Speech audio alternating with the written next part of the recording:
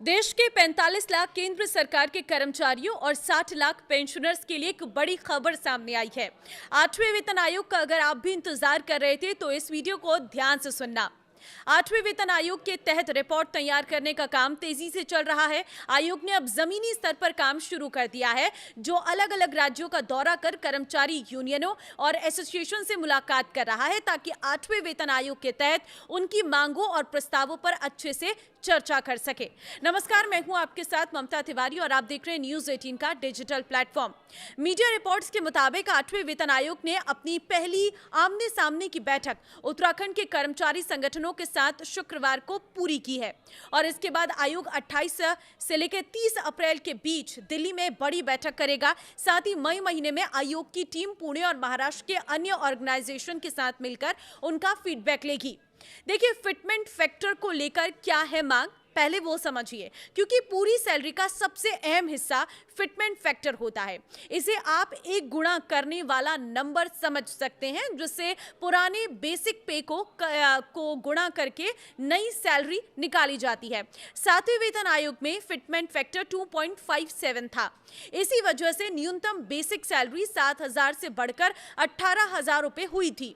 अब 8वें वेतन आयोग के लिए कर्मचारी यूनियन 3.83 फिटमेंट फैक्टर की मांग कर रहे हैं। इसका मतलब क्या होगा? अगर सरकार 3.83 फिटमेंट फैक्टर मान लेती है तो अभी की 18,000 रुपए वाली बेसिक सैलरी सीधे बढ़कर करीब 69,000 रुपए हो सकती है, यानी सैलरी में करीब 3 गुना का इजाफा। यूनियनों की बात सीधी सी है। उनका कहना है कि 2016 के बाद से महंगाई बहुत बढ़ गई है। अब घर किराए पर लेना, बच्चों की पढ़ाई, इलाज कराना पहले से कहीं ज्यादा महंगा हो गया है। महंगाई भत्ता यानी कि डीए 50% से ऊपर चला गया है, यानी खर्च बढ़ने की बात साफ दिखती है।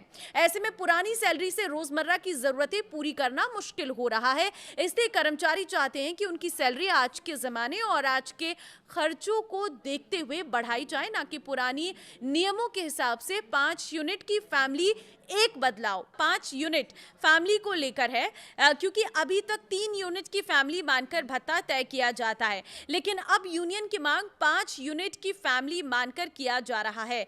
इसके साथ ही महंगाई भत्ता का कैलकुलेशन 12 महीने के एवरेज को आधार बनाने का प्रस्ताव दिया गया।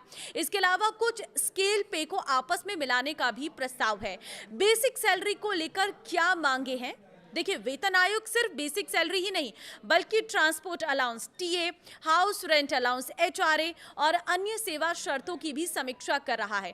कर्मचारी आयोग का कहना है कि इन भत्तों में भी सुधार की आवश्यकता है। इसके साथ ही बेसिक पे को भी बढ़ाने का प्रस्ताव रखा गया है। आयोग ने मिनिमम बेसिक पे को 18,000 रुपए से बढ़ाकर 69,000 रुपए करने का प्रस्ताव दिया है। तो कैसी होगी आपकी नई सैलरी? सबसे पहले आपकी पुरानी बेसिक सैलरी के लिए फिटमेंट फैक्टर फिक्स किया जाएगा, फिर इसे बेसिक सैलरी से गुणा किया जाएगा, जिसके बाद आपकी नई बेसिक सैलरी बनेगी। फिर नई बेसिक सैलरी में महंगाई भत्ता, house rent allowance, travel allowance जोड़े जाएंगे। यही वजह है कि फिटमेंट फैक्टर में थोड़ा सा चेंज होने पर भी आपकी हर महीने वाली सैलरी में हजारों रुपए का फर्क पड़ सकता है। तो कब लागू होगा 8वां वेतन आयोग? सबसे बड़ा सवाल सबके मन में यही है।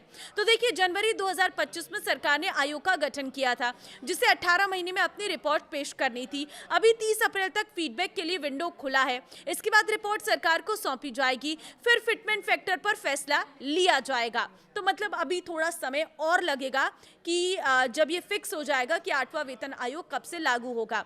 बस बैठकों का दौर लगातार जारी है और जो बहुत तेजी के साथ आगे बढ़ रहा है।